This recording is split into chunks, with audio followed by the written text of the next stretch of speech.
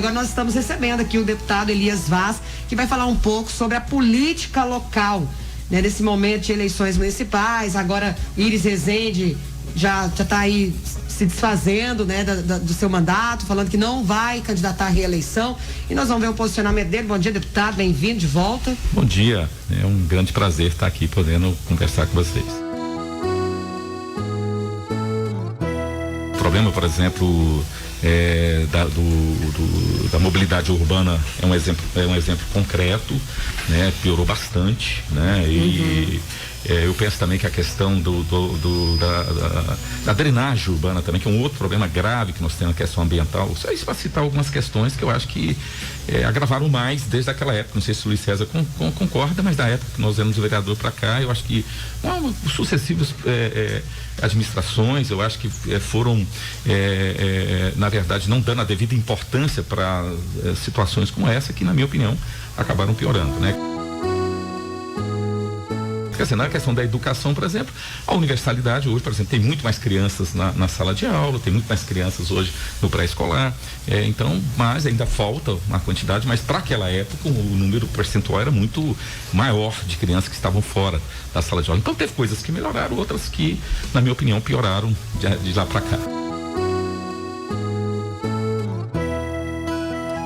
Eu tenho um respeito pelo prefeito Iris, ele tem uma história, a gente precisa, posso ter divergências, mas a gente tem que reconhecer, né, uma pessoa que se torna 4 vezes prefeito de Goiânia, foi governador do estado, né? Então não é à toa, quer dizer, ele tem um serviço prestado, precisa ser respeitado. Eu sempre disse que na verdade, concorrer, disputar com o prefeito Iris não é fácil, né? Até pelo seu histórico, pela sua trajetória, precisa ser respeitado, né? Mas é claro que a gente acha também que Goiânia tem que dar um passo adiante. Acho que Goiânia tem que entrar no século XXI. Goiânia precisa, na verdade, ter um choque de gestão. Goiânia tem muitos aspectos da gestão da administração em Goiânia que está muito ultrapassado, é muito desperdício de dinheiro público, além do problema da corrupção, que são corrimãs, né? A ineficiência, ela acaba dando muita margem para o processo de corrupção, né? Porque o próprio problema do controle, do problema da transparência, são aspectos importantes, né? Uma gestão pública para a gente evitar, aliás, não só uma gestão pública, não, uma empresa privada também, isso é importante. E na gestão pública não é diferente. Se você não tem um controle com profundidade, se você não tem transparência com profundidade, é óbvio que as pessoas de má índole, né, acabam tendo um terreno fértil para fazerem coisas erradas.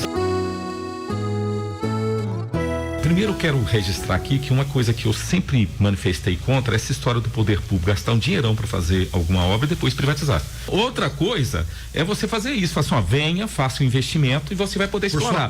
Por que eu acho que tem que continuar sendo concessão? Porque se tratar de um serviço essencial. Transporte público não é, por exemplo, eu ouvi muito essa discussão com relação a essa questão do Uber, né? Porque não se considera o Uber como serviço essencial. O Uber é um serviço complementar, né? Totalmente privado. Então, e aí não tem problema estar no setor privado. Então, por isso que há uma discussão, você pode ter regras, como você tem regra de qualquer coisa. Você tem regra para montar uma padaria, regras sanitárias, tudo, mas é privado, né? Então não há problema. Agora, o serviço que se trata como essencial, porque o transporte público é aquele que tem que garantir, mesmo se não ser um horário, por exemplo, que não tiver lucro, né? Porque a pessoa precisa desse transporte, ele tem que rodar, inclusive em horários e dias que não dá lucro. O BRT é uma previsão, inclusive, do plano diretor de 2007, né? Então, a questão de você colocar corredores exclusivos e preferenciais é um dos quesitos que hoje é adotado até nos Estados Unidos, em vários países do mundo, né? Que é você priorizar o transporte público como elemento, instrumento fundamental para resolver o problema da mobilidade urbana. Hoje você tem, claro, situações mais profundas do ponto de vista, como o Transmilênio, por exemplo, em Bogotá, né? Na Colômbia, que é um sistema muito interessante, porque para você ter uma ideia, tanto que isso é interessante, a velocidade média do Transmilênio, ele é apenas 3 km por hora a menos do que do metrô. Só que o custo dele é menos de 1/3 do metrô.